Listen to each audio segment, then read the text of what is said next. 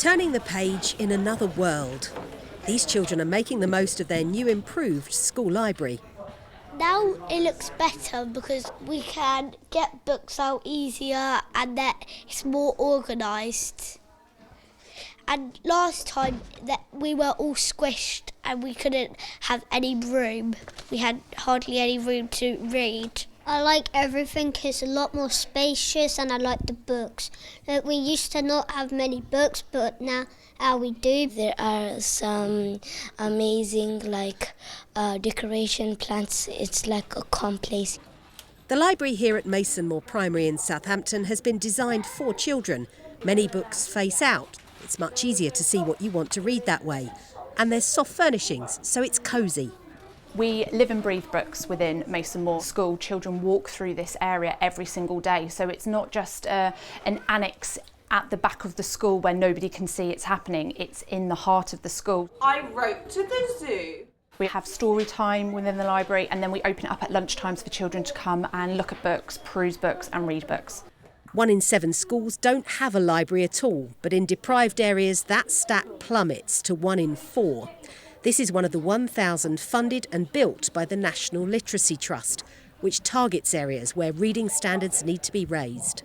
We're one of the most deprived areas within Southampton, and due to the economic background of some of our children, they can't afford some books to be at home, or they can't afford the amount of books that we have. So we allow children to take the books home because actually that's a vital part of the reading, and it allows parents to be part of the reading journey as well as the children. The National Literacy Trust found the number of children reading as a leisure activity has fallen to its lowest level in almost 2 decades. We think it's actually at the point now of being a national crisis. Because firstly, reading for pleasure is inspiring and beneficial for the children themselves. It helps them develop their confidence, their well-being, their empathy through being able to see the world through the shoes of others. But also it helps really give them the literacy skills they need to go on to thrive in later life. Children who come from families most affected by the cost of living crisis are often the ones missing out on reading. Their parents might not be able to afford travel to get to the library. They might be working multiple jobs and so aren't able to read with their children.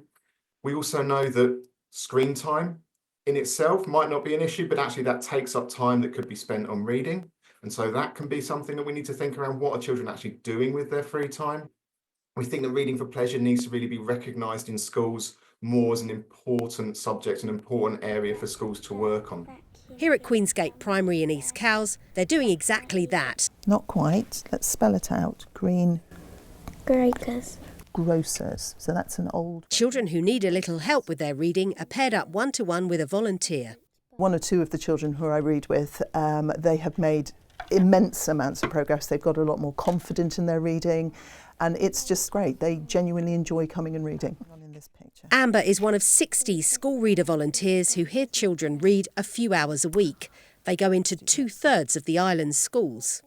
The school readers have that time to sit with an individual child and really talk about reading and talk about books. And for some children, just having one-to-one time really gives them that boost. It makes them feel very cared for, that they are privileged to have that time. And our reading results have gone up. Very good. The volunteer team is made up of people from all walks of life, including a retired judge, an accountant, and even a politician. A lot of our volunteers have lived all around the country, all around the world, so they can really ignite an interest or a passion in the children about what their future might hold. Future careers, future ways of living, different lifestyles. Schoolreaders is a nationwide scheme, but particularly important here on the island, where the number of children who hit recommended reading levels going to secondary school is well below average. Very good. It will impact every element of their life, from the ability to read the back of a medicine packet, to being able to read a train timetable, to being able to complete a government form, apply for jobs. These are life-critical skills. The good news is it can be fixed, and it really just requires adult attention on a regular basis. And it doesn't even require that much attention, it's just 10 minutes twice a week. Nibbles got an urgent message. I find it really fun because it just gives you more time to read. I really like to read with Mrs. Hay Thomas because she makes me smile. I feel happy because she helps me with tricky reading.